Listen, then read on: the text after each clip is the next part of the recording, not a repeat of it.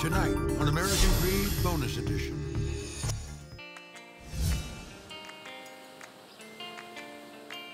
Orange County, California is a surfside paradise. With its endless sunshine, golden beaches, and extravagant wealth, it boasts a lifestyle of luxury that borders on fantasy.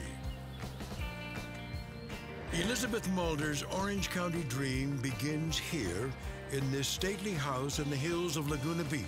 But Mulder's Orange County dream will become a nightmare for her closest friends. 28-year-old Lizzie, as she's known around Laguna, has an accounting practice that caters to small business owners with big dreams. Wine distributor Jay Avery is referred to Lizzie by a trusted friend.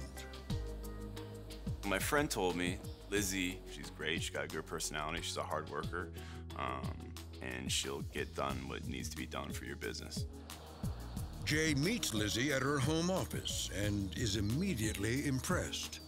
It was a house in Laguna, on the hill, overlooking the ocean, and I thought, wow, this is pretty amazing. She must be pretty good at what she does. She had an office set up with multiple screens, screens that go over books and projections. The degree was framed on the wall from Pepperdine.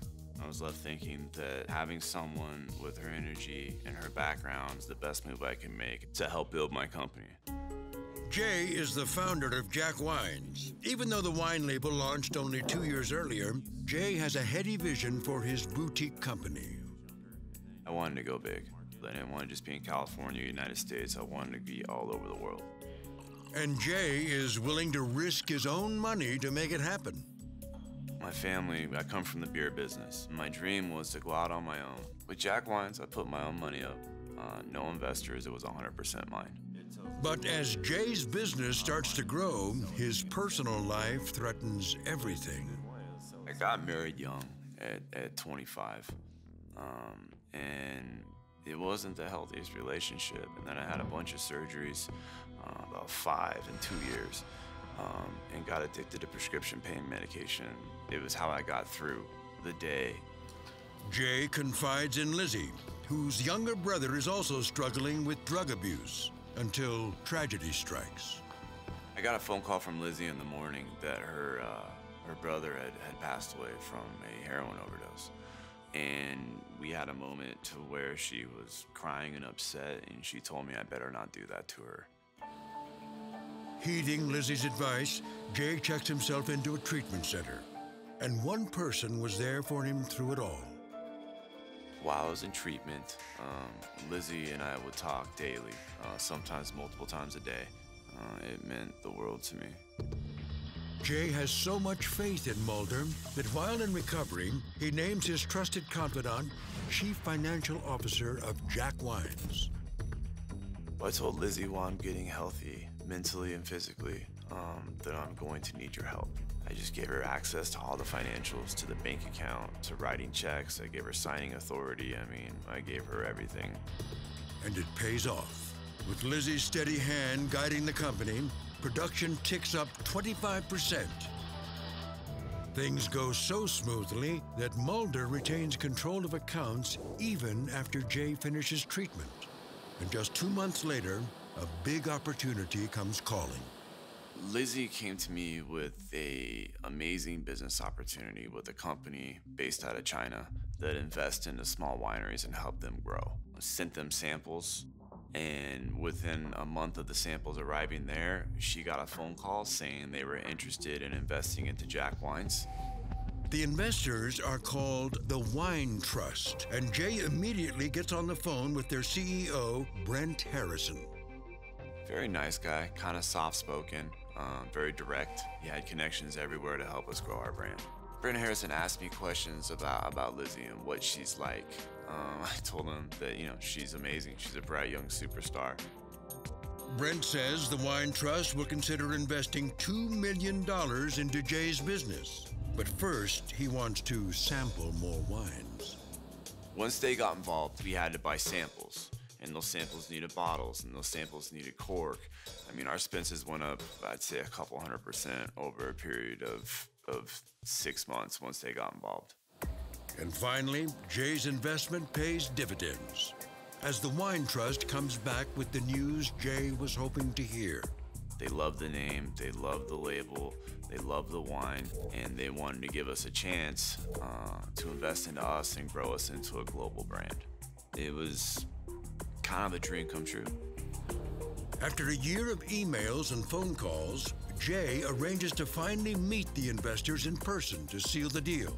Brent Harrison will travel to Seattle to meet Jay, and Lizzie will faithfully be at Jay's side. But just before he's set to fly, Jay receives a worrying message from Brent. About 5 hours before I was supposed to board the flight, I got an email from Brent Harrison to do a background check, which I had already done previously. Shouldn't have had to take another one this soon. Jay got a personal background check months ago to prove he's in good standing to have a liquor license. But Brent is now requesting that Jay get a new background check on impossibly short notice. Jay immediately calls Lizzie to find a solution. She said, listen, I'll go up there. I'll meet with them. I said, no, I want to meet these people that I've been talking to for the last year. She then got upset with me. She said, well, you're going to make us look bad if you go up there and meet with them and all of our affairs aren't, taken care of. So we got in a verbal argument, hung up, and I just had a bad feeling. It just didn't make sense. And then shortly after that, I got an email from Brent saying that the investor meeting had been canceled, that he couldn't make it. I knew at that point that all of this wasn't real. And I'm not a big crier, but I cried. I was upset. I was heartbroken. So Marla watched everything that I went through, and she went on a mission.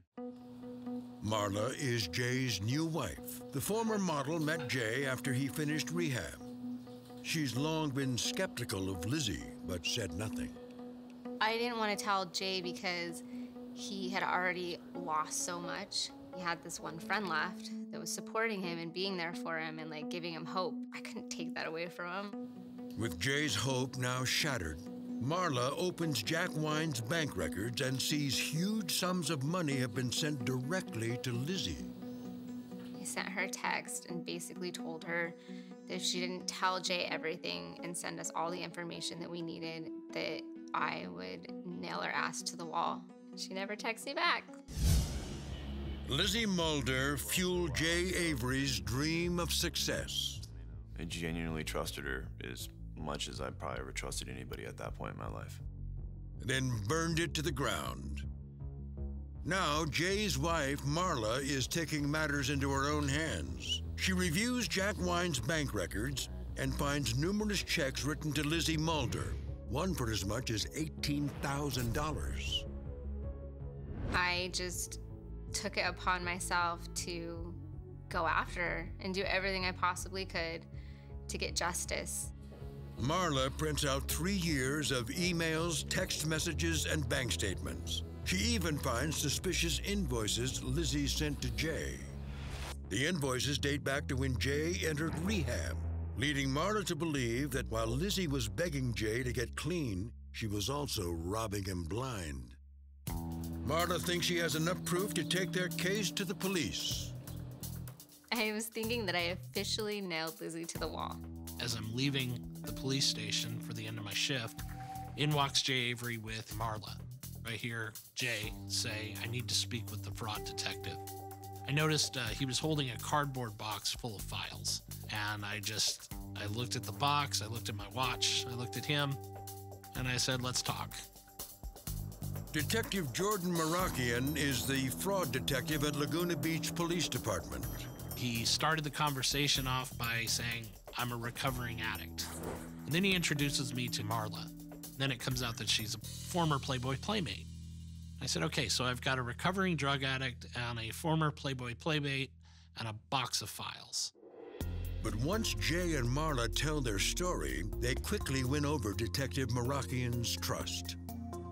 Jay was sitting across from me and he was saying, I've lost it all financially, but I'm sober, but I can't let this die. I have to hold this person accountable. You try not to get personally involved, but at that point I was invested. When Marla hands over her box of paperwork, Detective Merakian discovers a roadmap to the fraud. Marla had meticulously identified text messages, emails, bank statements, she had highlighted different wire transfers. It was at that time that I realized I have a case.